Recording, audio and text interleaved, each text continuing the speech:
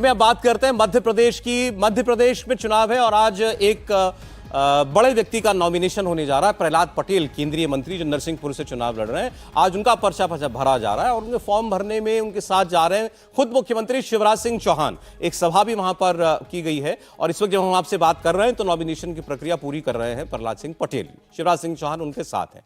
अब इस बात को लेकर के बड़ी चर्चाएं थी जब से ये पता चला कि कई केंद्रीय मंत्री चुनाव लड़ेंगे कि इनमें से क्या कोई मुख्यमंत्री का चेहरा हो सकता है अगर बीजेपी चुनाव जीतती है तो, क्योंकि शिवराज बहुत ही कहा चर्चा है कि शिवराज जी के चेहरे को आगे नहीं बढ़ाना चाहती बीजेपी। और इनमें भी जो नाम सबसे ऊपर चल रहा है वो प्रहलाद पटेल का ही चल रहा है। प्रहलाद पटेल के नॉमिनेशन में जाते वक्त शिवराज सिंह चौहान ने उनकी बहुत तारीफ की। खास तौर पर यह कहकर उन्होंने थोड़ी रुचि और बढ़ा दी है कि इस नई भूमिका में बड़े महत्वपूर्ण काम करने जा रहे हैं प्रहलाद सिंह पटेल। अब वो कौन सी नई भूमिका की बात कर रहे थे, ये तो खैर इसी पर हम लोग अभी आगे भी बात करेंगे। और क्या वो भूमिका राज्य के मुख्यमंत्री की भी हो सकती है अगर जीत गए तो सुनिए पहले जरा आप शिवराज सिंह चौहान की बात, फिर बात होगी प्रहलाद पटेल और शिवराज सिंह चौहान की भूमिका पर। तब से लेके अब तक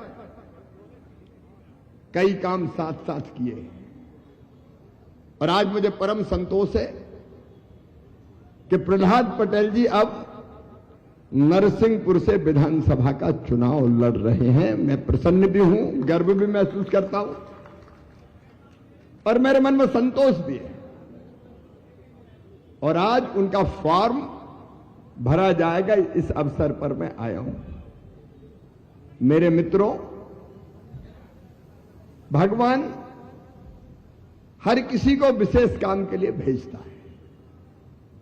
मैं अंतरात्मा से कह रहा हूं, हम लोग भी किसी न किसी निमित्त इस धरती पर भेजे गए हैं, आए हैं। और इसलिए राजनीतिक क्षेत्र में जो दायित्व मिला, मेहनत और ईमानदारी से हमने पूरी करने की कोशिश की और मुझे पूरा विश्वास है कि इस नई भूमिका में प्रहलाद पटेल जी एक नया इतिहास रचेंगे। तो देवेंद्र से हम पूछ लेते हैं कि आखिर शिवराज जी जो बात कह रहे हैं, कौन से विशेष काम के लिए, कौन सी नई भूमिका के लिए प्रहलाद पटेल का चयन किया गया है देवेंद्र? और सौरभ, निश्चित तौर पे अगर बीजेपी जीतती है तो लगभग तय मानिए कि प्रहलाद सिंह पटेल के नाम पर सबसे पहले विचार होगा मुख्यमंत्री के लिए। और इसी बात को ध्यान में रखते हुए वहां पर चुनाव में उन्हें भेजा गया है। उसमें दो चीज़ों को देखें, पहले उनके अपने अनुभव और उन क्षमताओं की बात कर लें जिसके आधार पर पार्टी नेतृत्व उनको इस प्रकार से आगे कर रहा है। उसमें आप देखें तो 5 बार के सांसद हैं वो। अटल बिहारी वाजपेयी की सरकार में भी MOS रहे थे, मंत्री रहे थे केंद्र में। उसके बाद वाजपेयी अभी मौजूदा सरकार में, नरेंद्र मोदी की सरकार में 2 बार से मंत्री हैं।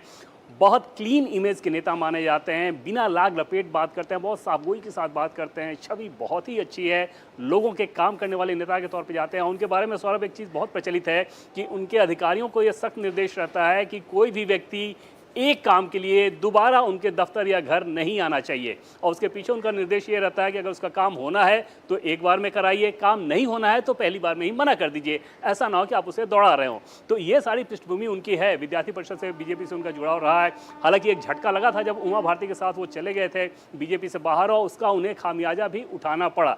लेकिन दोबारा वापसी के बाद फिर से एक बार पार्टी का दिल्ली में जो मौजूदा शीर्ष नेतृत्व है उन पर भरोसा जता रहे हैं। और भरोसे की अब इस सेक्शन में बात कर लें तो तकरीबन 100 सीटें मध्य प्रदेश की चयनित की गई हैं जहां पर प्रहलाद पटेल को बोला गया है और उनके लिए खास हेलीकॉप्टर मुकर्रर किया गया है। दिल्ली के निर्देश पर मध्य प्रदेश के चुनाव प्रभारी भूपेंद्र यादव तकरीबन 10 दिन पहले उनके पास मिलने गए थे और वहां पर उस समय वो एक गाँव में कैंप कर रहे थे।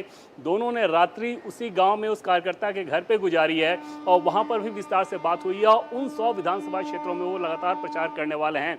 OBC कम्युनिटी के आते हैं। तो ये सारी खासियत और जो क्षमताएं हैं वो ये बताती हैं कि मुख्यमंत्री, अगर बीजेपी जीतती है, मुख्यमंत्री का चयन किया जाएगा तो पहला नाम प्रहलाद पटेल का होगा, इस पर विचार होगा। अच्छा, हमारे कार्यक्रम में जब प्रहलाद पटेल आए थे भोपाल में तो वो भी बड़े खुले दिल से उन्होंने शिवराज सिंह चौहान की तारीफ की थी, उनके कामों की तारीफ की थी। लेकिन देवेंद्र ने जैसा बताया कि पार्टी की सोच में प्रहलाद पटेल कहां पर ठहरते हुए दिखाई देते हैं। सहमत हैं आप? नहीं, पूरी तरह से सहमत हूं। और देखिए, समय होता है हर चीज का। प्रहलाद जी, शिवराज जी लगभग कंटेम्प्रेरी हैं, उसी समय राजनीति शुरू की। एक समय में शिवराज सिंह चौहान और प्रहलाद पटेल में संबंध इतने खराब हो गए थे कि दोनों एक दूसरे को देखना नहीं चाहते थे। शिवराज जी ने अपने मंत्रिमंडल में उनके छोटे भाई जो नरसिंहपुर से ही विधायक थे, जालम पटेल, उनको मंत्रिमंडल में शामिल तक नहीं किया। लेकिन ये सच है कि मध्य प्रदेश की राजनीति में स्थायी तौर पर, जिसको हम कहते हैं कि निरंतरता में कोई इतनी मजबूत राजनीति कर रहा है, तो उसमें प्रहलाद पटेल का नाम आता है। कॉन्स्टिट्यूएंसी बदलकर वो संसदीय चुनाव जीत लेते हैं। और जो सबसे बड़ी बात है, लोध समाज से आते हैं। नर्मदा जी की परिक्रमा के अलावा नर्मदा जी की सफाई का अभियान नेता के तौर पर उन्होंने सबसे बड़ा चलाया। और कमाल की बात ये कि जो उनका पूरा व्यवहार है वो भारतीय जनता पार्टी की हिंदुत्व वाली राजनीति में फिट बैठता है। बहुत पूजा पाठ करने वाली व्यक्ति, वो अपने जो कहें कि उनके कुल देवता हैं उनके मंदिर में थे, उनकी पत्नी पुष्पलता जी भी उनके साथी थी। और ये जो पूरा इलाका है, जबलपुर छात्र संघ की राजनीति से लेकर गोटेगांव नरसिंहपुर तक, उस पूरे इलाके में उनका बहुत मजबूत दबदबा माना जाता है। और भारतीय जनता पार्टी को वहां स्थापित करने में उनकी भूमिका भी, मुझे लगता है कि जो देवेंद्र कह रहे हैं लगभग वो तय है, उसमें कोई बहुत बड़ा परिवर्तन तो आपको सुनने वाले लोगों के मन में लेकिन ये सवाल होगा कि अगर इतना ही सब कुछ निश्चित है उनको लेकर के और इस वक्त पार्टी लीडरशिप उनको इतना पसंद करती है, तो क्यों नहीं पहले उनको मौका दे दिया गया? क्यों चुनाव में भी खुलकर उनको प्रोजेक्ट नहीं किया जा रहा है? देखिए, ये शिवराज सिंह चौहान और प्रहलाद पटेल दोनों के साथ अन्याय होगा कि उनको पता है कि मुख्यमंत्री कौन होने वाला है। एक व्यक्ति के अलावा किसी को पता नहीं है कि मुख्यमंत्री कौन होगा। जो 6-7 बड़े नेता भेजे गए हैं, अपने आप में सब दावेदार हैं मुख्यमंत्री पद के, लेकिन क्या उनमें से किसी को बनाया जाएगा, नहीं बनाया जाएगा, पता नहीं। लेकिन शिवराज सिंह चौहान की आज बात सुनकर, जो भाषण जिस तरह से दे रहे थे, उनका विश्वास देखकर बड़ा आश्चर्य होता है। इसका मतलब उन्होंने परिस्थिति से समझौता कर लिया है। उन्होंने अब जो है एक तरह से भाग्य के भरोसे छोड़ दिया है कि जो होना है हो।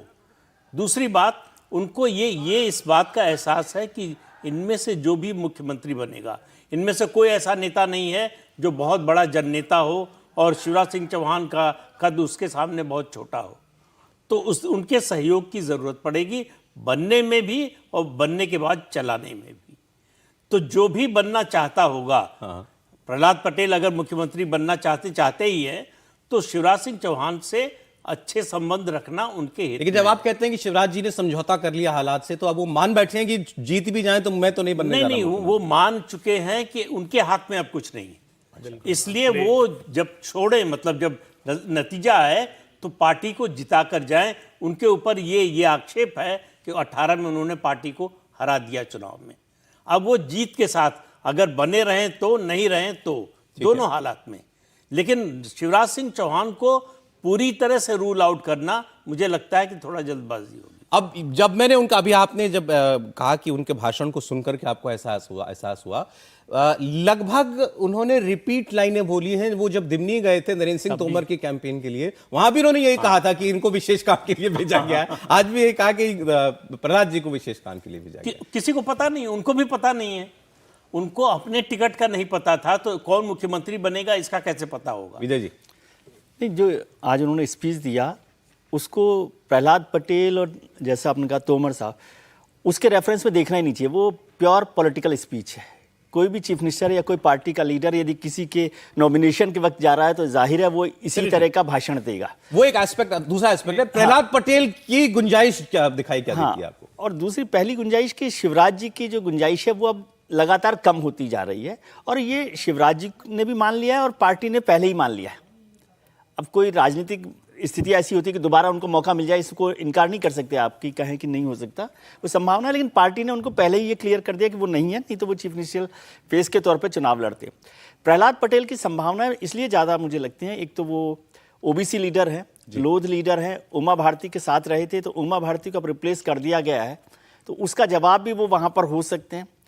जैसे वो टूरिज्म मिनिस्टर रहे थे अभी मोदी सरकार में पिछले दिनों, तो टूरिज्म मिनिस्टर रहते हुए उन्होंने रिलीजियस टूरिज्म का पूरा प्लान बनाया कि कहाँ कहाँ पर हर राज्य में अलग अलग तरीके से या देश भर में रिलीजियस टूरिज्म को कैसे प्लान किया जा सकता है। उस प्लान पर उन्होंने काफ़ी काम किया था। फिर वो प्लान मेरे ख्याल से पूरा हुआ कि नहीं हुआ, एग्जीक्यूट नहीं हुआ, लेकिन उस पर वो काम करते रहे। मजबूत नेता हैं और जो आदेश मिलता है उसको करते हैं। ये ठीक है। पार्टी के लिए सबसे पॉजिटिव बात होती है भारतीय जनता पार्टी में, और नहीं तो उनका कमबैक इस तरह से नहीं होता। जिनके वो लीडर रहे हैं, उमा भारती उनकी लीडर रही हैं, उनका कमबैक नहीं हुआ। ये इंटरेस्टिंग है कि देखिए वो झटके, उस झटके के बाद भी आज हम बात कर रहे हैं कि मुख्यमंत्री हो हाँ, सकते तो हैं। वो हो सकते हैं, तो ये बड़ी बात है उनके लिए, और वो थोड़ा चुनाव तो संदर्भ में जीतते देता रहे हूं। हैं। जी बोलिए, फिर मैं अगली देखिए, खबर बढ़ता हूँ। एक तो ये कि जब प्रहलाद जी वीडी मार्ग पर रहते थे तो छोटा बंगला था, उसके बाद अचानक उनको बड़े बंगले पर शिफ्ट कर दिया गया, तो सब ने कहा मुख्यमंत्री बनने वाले हैं।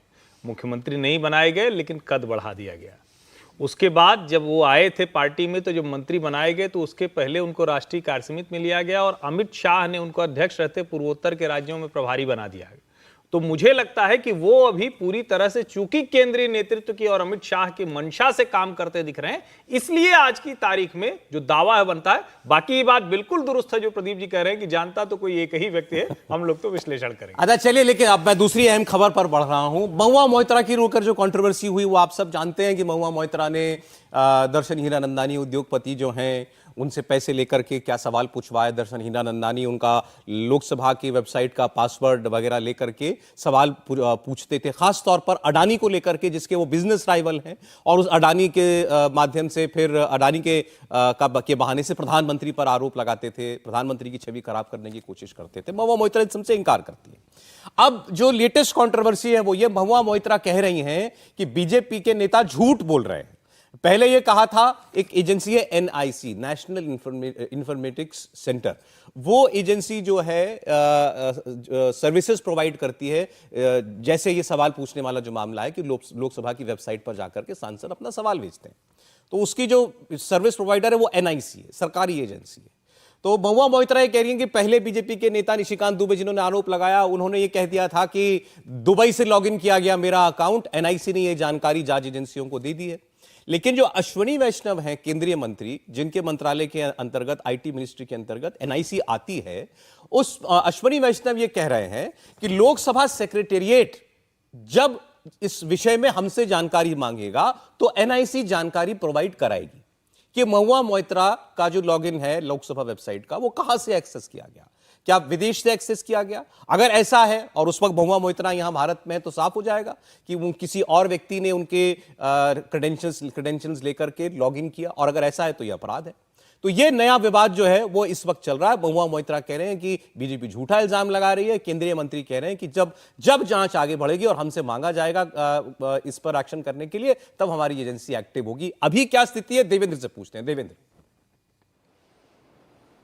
जी सौरभ, सवाल दोहरा एक बार फिर से।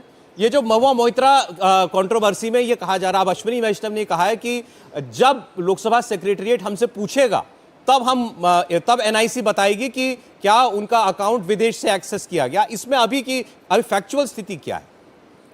जी, अश्विनी वैष्णव जो कि केंद्रीय मंत्री हैं, आईटी मिनिस्टर हैं, सौरभ, उनका जवाब आया निशिकांत दुबे ने जो उनको खत लिखा था, उस खत के जवाब के तौर पे अश्विनी वैष्णव ने ये कहा है कि क्योंकि संसद की लोकाचार समिति इस मामले की जांच कर रही है, ऐसे में जब समिति के सामने इस मामले को लेकर एनआईसी से जो आवश्यक इंफॉर्मेशन मांगा जाएगा, एनआईसी उसे देगी। अब सवाल ये है कि अगर एनआईसी ने नहीं बताया तो फिर निशिकांत दुबे ने ये आरोप क्यों लगाया था, उसके पीछे वजह सौरभ ये है, और शुरू से इस बात को बताया भी गया है कि जब लॉगिन हुआ जिस तारीख पे, तो उस समय महुआ मोइत्रा यहाँ देश में थी और दुबई में थे वो दर्शन हीरानंदानी, और वहाँ से वो लॉगिन किया गया था, जो कि इन्फॉर्मेशन छनकर सामने आई थी। ऑफिशियली एनआईसी ने इस बात को नहीं बताया था, और उस आधार पे ये आरोप लगाते हुए उस मामले को उठाया गया और कहा गया कि इसकी जांच होनी चाहिए, और उस जांच को लेकर अश्विनी वैष्णव ने अब इस बात को कहा है। तो इसमें कोई दो राय नहीं कि जब लोकाचार समिति एनआईसी को बुलाएगी तो उसमें तथ्य के साथ ही आपको बात रखने होंगे, उसमें तथ्य रखना होगा कि किस समय किस तारीख को वहाँ पे लॉगिन हुआ था, किस जगह से लॉगिन हुआ था। एनआईसी सिर्फ पार्लियामेंट का नहीं बल्कि देश में जो भी इंफॉर्मेशन का गवर्नमेंट सिस्टम है उसका कोऑर्डिनेशन करती है, और उसी के तहत ये सारी चीज़ें होती हैं, और उसमें एक सेक्शन ये पार्लियामेंट वाला भी है जिसे एनआईसी हैंडल करती है। सौरभ, इसमें जहां तक प्रमाण की बात है तो महुआ मोइत्रा जो है कमजोर विकेट पर इसलिए भी दिखाई देती हैं प्रदीप जी, क्योंकि दर्शन हीरानंदानी खुद ये कह चुके हैं कि महुआ मोइत्रा ने मुझे एक्सेस दिया था अपने पार्लियामेंट की वेबसाइट का। नहीं, वो ये भी कह चुके हैं कि मैंने दुबई से एक्सेस किया था, लॉगिन जो किया था दुबई से किया था। अब या तो दर्शन हीरानंदानी झूठ बोल रहे हैं, और या फिर जो है एनआईसी की रिपोर्ट आएगी तो उससे तो अश्विनी वैष्णव जब तक लोकाचार समिति उनसे ऑफिशियली मांगती नहीं, उसको भेजते नहीं, तब तक बाहर बोल नहीं सकते।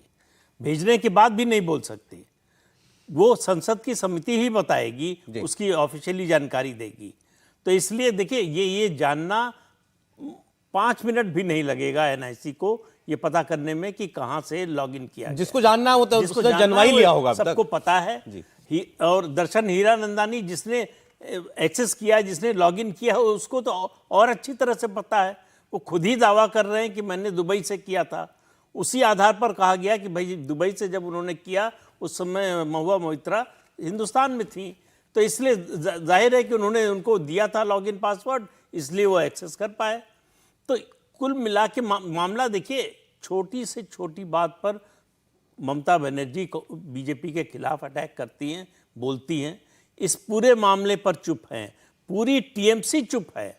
कोई प्रतिक्रिया जो है, वो कह रहे हैं कि लोकाचार समिति की जब रिपोर्ट आ जाएगी उसके बाद हम तय करेंगे क्या बोलना है जी। तो ये उनके एक सांसद पर बहुत बड़ा आरोप है।